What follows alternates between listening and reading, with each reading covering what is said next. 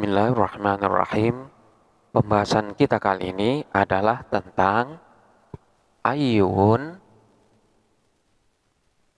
al-mausulah. Ayun al-mausulah ini merupakan salah satu macam dari ayun yang merupakan isim mubham, di mana makna daripada ayun al-mausulah ini juga memiliki makna yang masih samar. Namun kesamaran makna yang ada pada ayun al-mausulah ini akan menjadi jelas dengan adanya silah. Sebagaimana isim mausul yang lain, ayun ini juga butuh kepada silah dan juga butuh kepada aid. Seperti halnya isim mausul yang lain, yaitu seperti man ataupun ma, di mana man ataupun ma ini juga termasuk dari isim mausul yang mustarak, di mana penggunaannya ini dapat digunakan untuk mudzakkar ataupun muannas dan juga dapat digunakan mufrad, tasniyah ataupun jamak. Begitu juga dengan ayun al-mausulah, ini termasuk dari isim mausul yang mustarak. Namun di sini terdapat perbedaan antara ayun al-mausulah dengan isim mausul mustarak yang lain. Manakala man ataupun ma ini mengandung makna mubham dan maknanya masih samar, namun untuk ayun al-mausulah sekalipun pada asalnya maknanya ini samar, namun kesamaran makna daripada ayun al-mausulah ini masih terbatas, yaitu dibatasin dengan adanya mudhof ilaih, di mana ayun al-mausulah ini bentuknya selalu dimudhofkan kepada isim ma'rifat. Oleh karena itu, ketidakjelasan makna dari ayun al-mausulah ini beda dengan man dan ma, di mana kedua isim mausul ini tidak dimudhofkan kepada kalimat isim yang lain. Jadi makna dari ayun al-mausulah ini masih bisa dibatasin dan tidak terlalu umum. Contohnya seperti lafaz yu'jibuni ayyuhum huwa shaimun.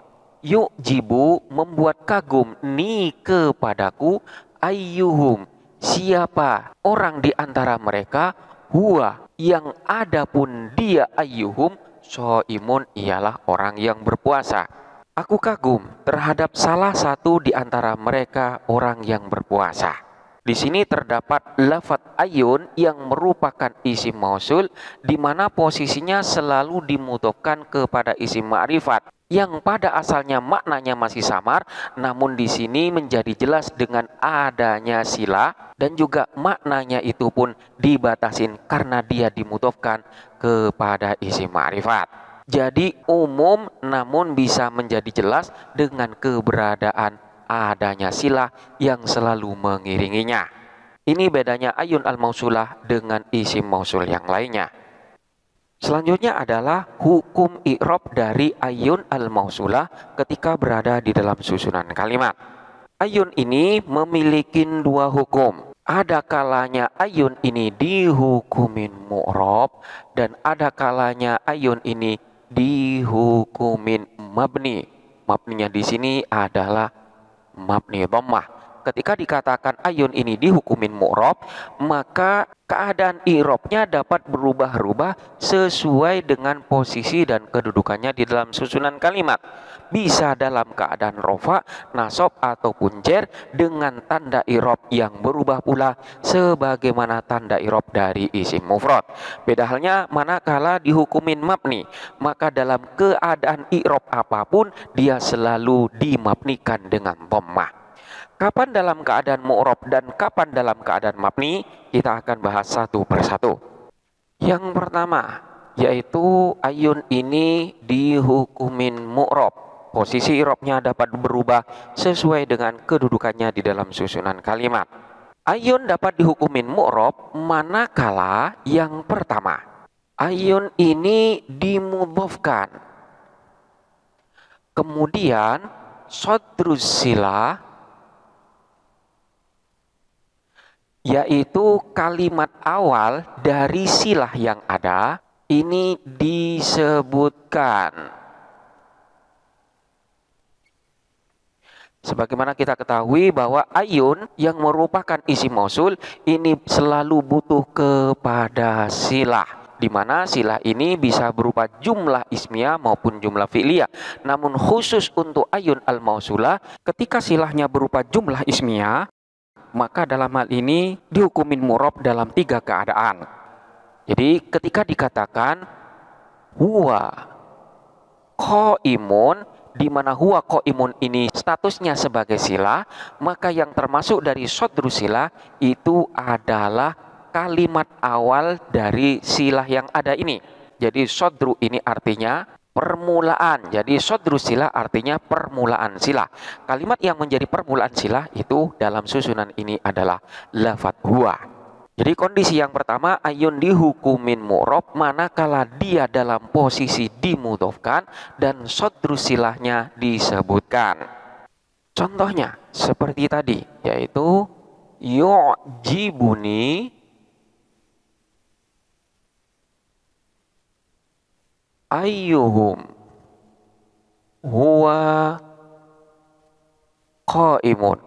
Yu'jibu membuat kagum ni kepadaku, ayyuhum siapa orang di antara mereka, huwa yang adapun dia ayun, qaimun ialah berdiri.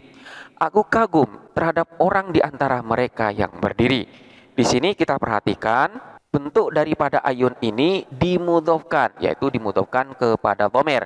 Kemudian silahnya yang berupa jumlah ismiyah, sodru silahnya disebutkan, yaitu lafadz huwa.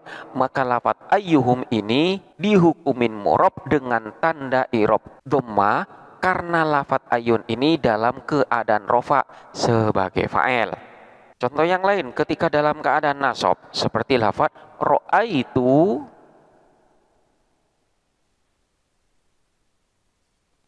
ayyahum huwa qaimun. Ra'aitu melihat siapa saya, ayyahum kepada orang di antara mereka, huwa adapun dia ayun, qaimun ialah berdiri. Aku kagum terhadap salah seorang di antara mereka yang berdiri. Di sini lafadz ayyan dihukumin mu'rab karena posisinya mudhof dan sodru silah di dalam silahnya ini disebutkan. Sehingga di sini dinasobkan dengan tanda nasab yaitu yang berupa fathah karena posisinya sebagai maf'ul bih. Atau contoh yang lain seperti lafadz marortu bi ayyihim huwa qaimun.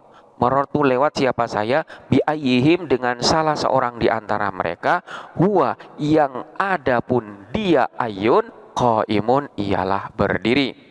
Lafadz ayyi di sini dibaca jer dengan tanda jer dengan kasroh karena dimasukin oleh huruf jer ba, di mana bentuk daripada ayun ini dimudhofkan dan sodru silah dari silah yang ada ini disebutkan. Jadi yang pertama, manakala ayun itu dimudhofkan dan sodru silah disebutkan, maka dia dihukumin mu'rab dengan tanda i'rab yang tampak sesuai dengan kedudukannya di dalam susunan kalimat. Kemudian bentuk yang kedua, ayun ini dihukumin mu'rab manakala ayun ini posisinya tidak dimudhofkan, kemudian sodrus silah ini disebutkan. Ini berbeda dengan bentuk yang pertama. Manakala bentuk yang pertama ayun ini dimudhofkan, namun untuk bentuk yang kedua ayun ini bentuknya tidak dimudhofkan dan sodru silahnya disebutkan. Contohnya seperti lafadz yu'jibuni, ini contohnya disamakan dengan contoh-contoh yang di awal agar dapat lebih mudah untuk memahami. Jadi yu'jibuni ayun huwa qaimun. Yu'jibu membuat kagum ni kepadaku ayun siapa seseorang. Huwa yang adapun dia itu ayun qaimun ialah berdiri. Di sini ayun bentuknya tidak dimudhokan namun sodru silah di dalam silahnya ini masih disebutkan. Maka di sini dihukumin mu'rob dengan tanda irob yang berupa dhammah karena posisinya dalam keadaan rofa sebagai fa'il. Jadi yu'jibuni ayun huwa qaimun. Atau ketika dalam keadaan nasab seperti lafaz ro'aitu ayyan huwa qaimun. Ro'a itu melihat siapa saya, ayyan kepada seseorang, huwa yang adapun dia ayun qaimun ialah berdiri. Ayyan di sini nasab karena kedudukannya sebagai maf'ul bih dengan tanda nasab yang berupa fathah. Hal ini karena bentuknya ayun tidak dimudhokan namun sodru silahnya tetap disebutkan. Kemudian contoh ketika dalam keadaan jer seperti lafaz marortu bi ayyin huwa qaimun. Marortu lewat siapa saya bi ayyin bertemu dengan seseorang, huwa yang adapun dia ayyin qaimun ialah orang yang berdiri. Jadi bentuk yang kedua ayun tidak dimudhokan namun sodru silahnya disebutkan. Maka ini juga termasuk dalam bentuk ayun yang dihukumin mu'rob. Kemudian bentuk yang ketiga adalah ayun ini bentuknya tidak dimudhokan dan juga sodru silahnya ini dibuang. Ini juga ayun dihukumin mu'rob. Contohnya seperti lafaz yu'jibuni ayun qaimun. Yu'jibu membuat kagum ni kepadaku ayun siapa seseorang qaimun ialah berdiri. Di sini ayun tidak dimudhokan dan sodru silah dari susunan silah yang ada ini dibuang. Sehingga di sini hanya menyisakan khobarnya. Pada asalnya adalah huwa qaimun. Ini dibuang sehingga menjadi qaimun. Yu'jibuni ayun qaimun. Kemudian contoh yang dalam keadaan nasab seperti lafaz ro'aitu ayyan qaimun. Ro'a itu melihat siapa saya, ayyan kepada seseorang, qaimun ialah berdiri. Asalnya ro'a itu ayyan huwa qaimun. Sodru silahnya dibuang dan menyisakan khobarnya saja. Kemudian marortu bi ayyin qaimun. Marortu lewat siapa saya, bi ayyin bertemu dengan seseorang, qaimun ialah berdiri. Di sini ayun tidak dimudhokan dan sodru silahnya dibuang hanya menyisakan khobarnya saja. Ini adalah beberapa keadaan dari ayun al-mausulah di mana ayun tersebut dihukumin mu'rob. Pada keadaan yang pertama, lafaz ayun ini dimudhofkan secara lafzi, yaitu mudhof ilaihnya ini tampak. Sementara untuk keadaan yang kedua dan yang ketiga, lafaz ayun ini tetap dimudhofkan namun mudhof ilaihnya di sini tidak tampak. Sehingga idhofahnya secara takdiri hanya diperkirakan saja. Sementara tanwin yang ada pada lafaz ayun ketika dia itu membuang mudhof ilaihnya, yaitu lafaz ayun, kemudian lafaz ayyan, begitu juga dengan lafaz ayyin, tanwinnya ini semuanya adalah merupakan tanwin iwad, yaitu tanwin sebagai pengganti dari kalimat yang dibuang. Jadi pada asalnya adalah ayyuhum, di mana ayun ini tidak diberi tanwin. Selanjutnya ketika mudhof ilaihnya dibuang, maka di sini diberi tanwin sebagai pengganti dari lafaz yang dibuang. Selanjutnya ada ulama yang mengatakan bahwa seperti di dalam susunan ini, lafaz qaim ini dijadikan sebagai naat daripada lafaz ayun. sehingga i'robnya mengikuti i'rob daripada lafadz ayun. Ketika dalam keadaan rofa maka lafadz qaim dirofakkan, ketika dalam keadaan nasab ataupun jer lafadz qaim itu pun mengikuti i'robnya. Sehingga nanti di sini akan dibaca yu'jibuni ayyun qaimun, ra'aitu ayyan qaiman, dan marartu bi ayyin qaimin, yaitu menjadikan lafadz qaim sebagai naat daripada lafadz ayyun. Ini maknanya adalah yu'jibu membuat kagum ni kepadaku ayun siapa seseorang qaimun yang berdiri. Ra'aitu melihat siapa saya ayyan kepada seseorang qaiman yang berdiri. Marartu lewat siapa saya bi ayyin bertemu dengan seseorang qaimin yang berdiri. Menurut pendapat tersebut, lafadz qaim ini dijadikan sebagai naat karena melihat bentuk daripada lafadz ayun secara tampak, di mana dalam tampaknya lafadz ayun ini tidak dalam keadaan mudhof sehingga dianggap sebagai isim nakiro. Dengan demikian, lafadz qaim yang merupakan isim nakiro itu dapat dijadikan sebagai naatnya. Maka untuk bentuk yang ketiga ini kita dapat membaca dengan dua bentuk. Yang pertama, menjadikan lafadz qaim ini tetap sebagai khobar dari mubtada yang dibuang sehingga i'robnya tetap dalam keadaan rofa, sekalipun lafadz ayun itu dalam keadaan tidak rofa, nasab ataupun jer. Namun boleh pula kita membaca lafadz qaim ini mengikuti i'rob daripada lafadz ayun dengan menjadikan lafadz qaim sebagai naatnya. Jadi boleh dibaca yu'jibuni ayyun qaimun, ra'aitu ayyan qaimun, atau ra'aitu ayyan qaiman, marartu bi ayyin qaimun, atau marartu bi ayyin qaimin. Untuk bacaan yang kedua ini dianggap sebagai bacaan yang lemah karena alasannya yang sangat lemah. Karena manakala lafadz ayun ini dianggap sebagai isim mausul, maka dia selamanya harus dalam keadaan mudhof kepada isim dhamir. Oleh karena itu ayun ini pun selamanya akan dianggap sebagai isim ma'rifat. Dengan demikian, lafadz qaim yang merupakan isim nakiro tidak dapat dijadikan sebagai naat bagi isim ma'rifat. Maka bacaan yang paling fasih dan dianggap yang paling benar adalah menjadikan lafadz qaimun itu sebagai khobar dari mubtada yang dibuang. Manakala antara lafadz ayun dan qaim ini dianggap sebagai susunan naat dan man'ut, maka ayun ini tidak bisa dikatakan sebagai ayun al-mausulah karena tidak memenuhi syarat untuk dianggap sebagai ayun al-mausulah, di mana ayun al-mausulah selalu dalam keadaan mudhof baik secara lafadz maupun secara makna.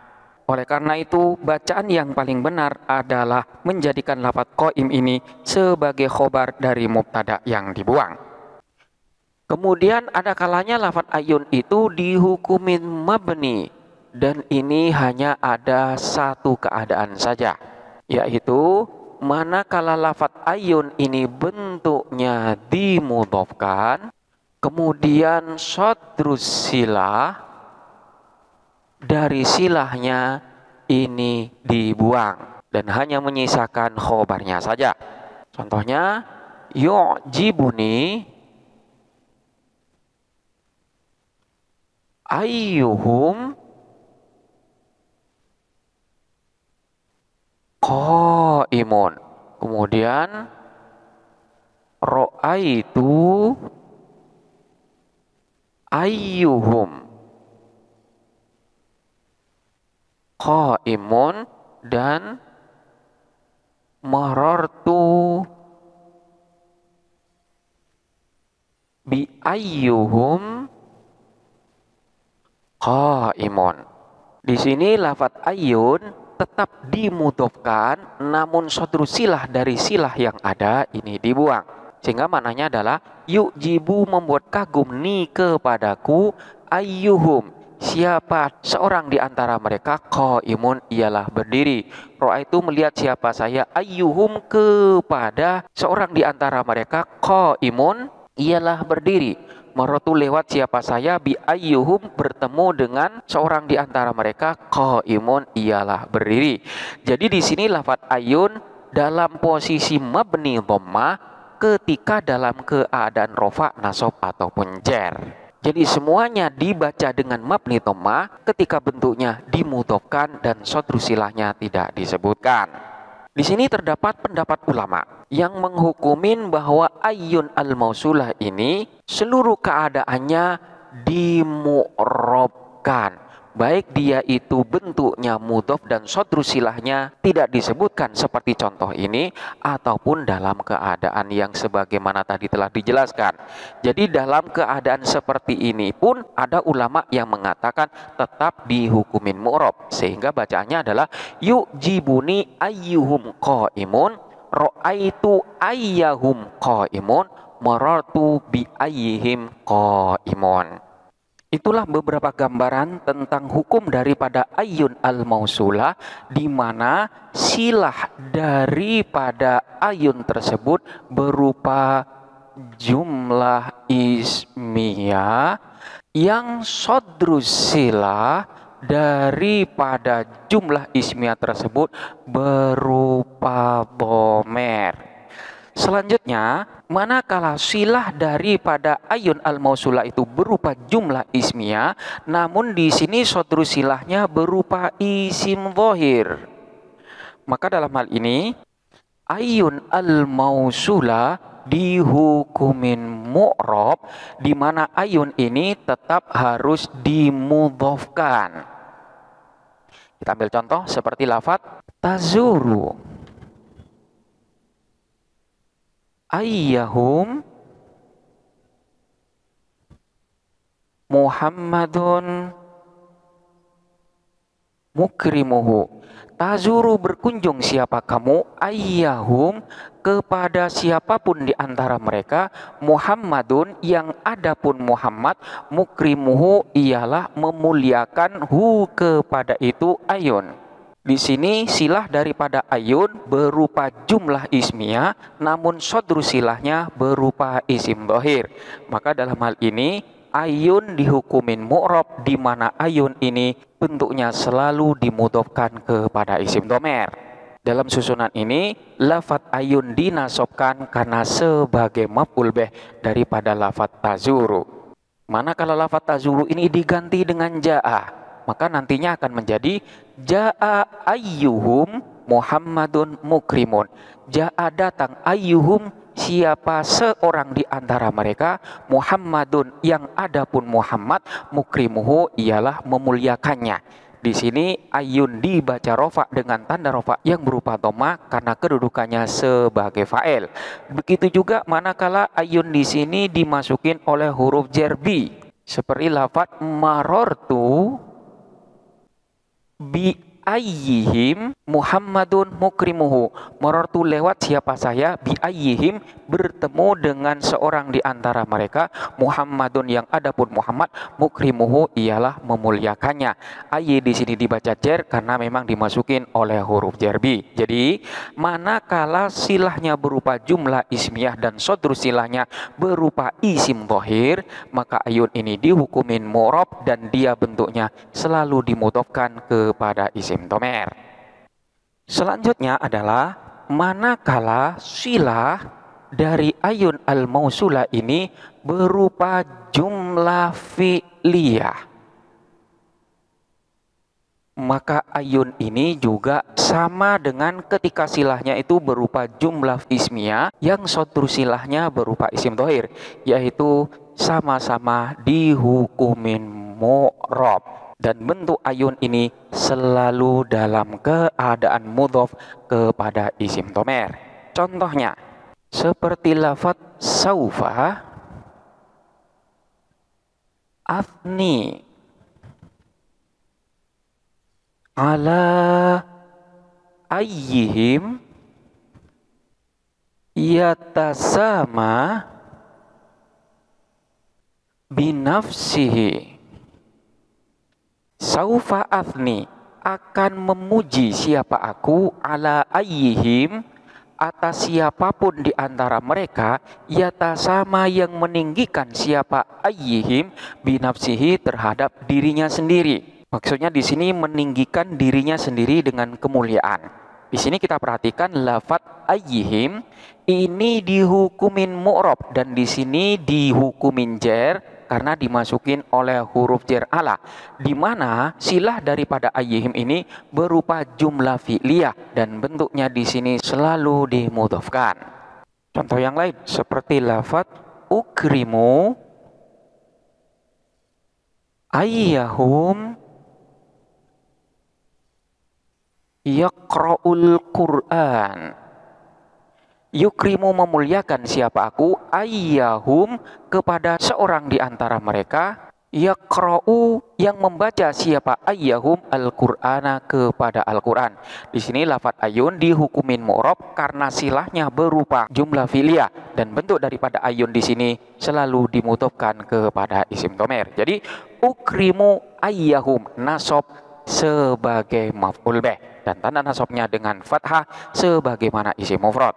Contoh yang lain ketika dalam keadaan rofa seperti hadoro ayyuhum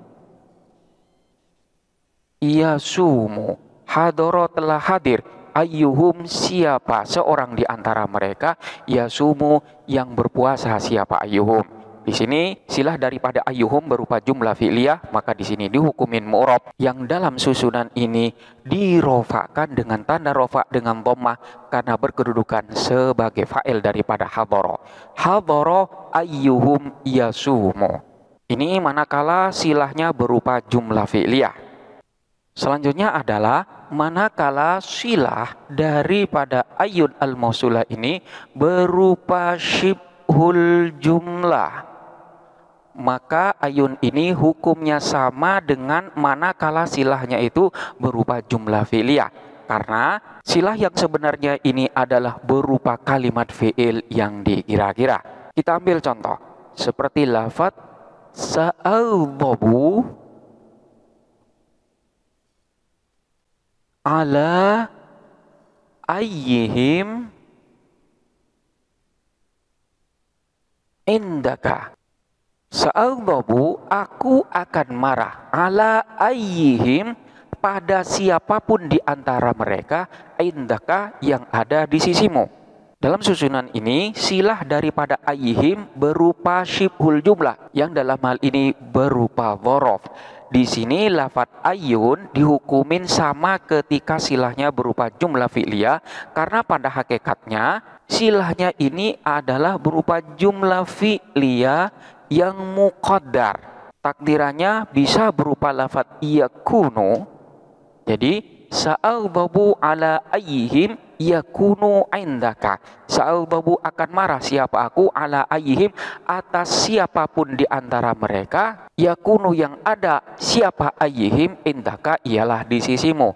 Jadi hakikat daripada silah yang sebenarnya itu adalah jumlah fi'liyah yang muqaddar. Dengan demikian yang tampak di sini adalah seolah-olah silahnya berupa syibhul jumlah. Maka di sini lafadz ayyin dihukumin mu'rab sebagaimana ketika silahnya berupa jumlah fi'liyah. Jadi bisa ala ayyihim ketika dalam keadaan rofa, ayyuhum ketika dalam keadaan nasab, ayyahum. Contohnya seperti lafadz ukrimu ayyahum indaka. Ukrimu akan memuliakan siapa aku, ayyahum kepada siapapun di antara mereka, indaka yang ada di sisimu. Atau ukrimu ayyahum fiddari. Ukrimu memuliakan siapa aku, ayyahum kepada siapapun di antara mereka, fiddari yang ada di dalam rumah. Di sini lafadz ayyahum dinasobkan dengan tanda nasab yang tampak karena kedudukannya sebagai maf'ul bih daripada lafadz ayun. Di sini dihukumin mu'rab karena silahnya di sini berupa syibhul jumlah. Atau ketika dalam keadaan rofa seperti lafadz baka ayyuhum fiddari. Baka menangis ayyuhum seorang di antara mereka fiddari yang ada di dalam rumah. Semuanya ini silah yang sebenarnya adalah berupa jumlah fi'liyah, di mana jumlah fi'liyahnya dikira-kira pada susunan tersebut. Bisa berupa lafadz yakunu atau berupa lafaz yang lainnya. Selanjutnya kita akan ambil beberapa ayat Al-Quran yang terkait dengan hukum dari ayun al-mausulah ini. Seperti yang terdapat di dalam surah Maryam ayat 69. Thumma lananzi'anna min kulli syi'atin ayyuhum asyaddu 'ala ar-rahmani 'atiyan.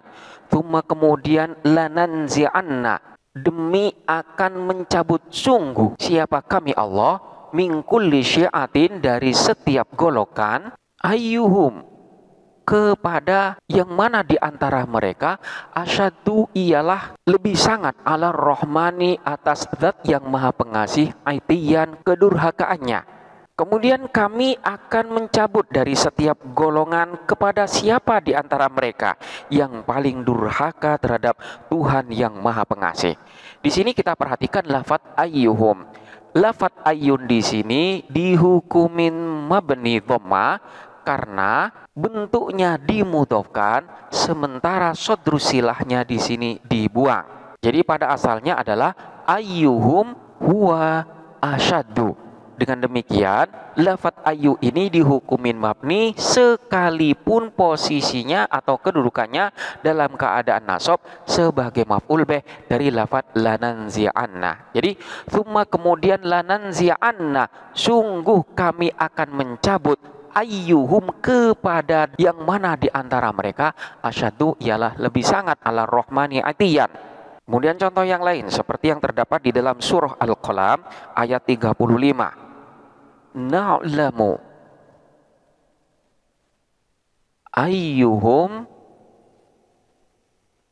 khairun maqama. Na'lamu, mengetahui siapa kami, ayyuhum, kepada yang mana di antara mereka, khairun, ialah lebih baik, maqaman, kedudukannya. Kami mengetahui siapa di antara mereka yang lebih baik kedudukannya. Di sini lafaz ayyun dihukumin mabni dhammah karena bentuknya dimudhofkan, sementara sodru silahnya di sini tidak disebutkan. Asalnya adalah huwa khairun. Dengan demikian, sekalipun kedudukannya nasab sebagai maf'ul bih, namun di sini tetap dibaca ayyuhum, yaitu dibaca dengan mabni dhammah. Dari semua penjelasan di atas, maka dapat disimpulkan bahwa hukum daripada ayyun ini juga tergantung pada bentuk daripada silah al-mausulah ini. Yang pertama, manakala silahnya berupa jumlah ismiyah, di mana sodru silahnya itu berupa dhomer, yang dalam hal ini adalah dhomer marfu. Karena nantinya dhomer itu berkedudukan sebagai mubtada, dan dhomer yang dapat dijadikan sebagai mubtada itu adalah dhomer munfasil. Tidak bisa dhomer yang lain. Jadi manakala ayun tersebut silahnya berupa jumlah ismiyah dan sodru silahnya berupa dhomer munfasil yang marfu, maka di sini hukumnya bisa mabni atau juga bisa mu'rab. Namun ada pula yang mengatakan ketika silahnya berupa jumlah ismiyah, semua hukum daripada ayun itu pun dimu'rabkan. Selanjutnya, manakala silahnya di sana berupa jumlah fi'liyah, maka hukum daripada ayun ini adalah mu'rab, dan manakala silahnya di sini berupa syibhul jumlah, maka hukumnya sama dengan ketika silahnya berupa jumlah fi'liyah, karena memang pada hakikatnya silah tersebut adalah berupa jumlah fi'liyah, maka di sini pun dihukumin mu'rab pula. Demikianlah penjelasan dan gambaran tentang ayun al-mausulah, berikut dengan hukumnya di dalam susunan kalimat. Untuk penjelasan yang lebih lanjut dan terperinci dapat dilihat pada pembahasan sebelumnya. Selanjutnya silakan dipelajari dengan seksama dan sampai jumpa pada pembahasan berikutnya.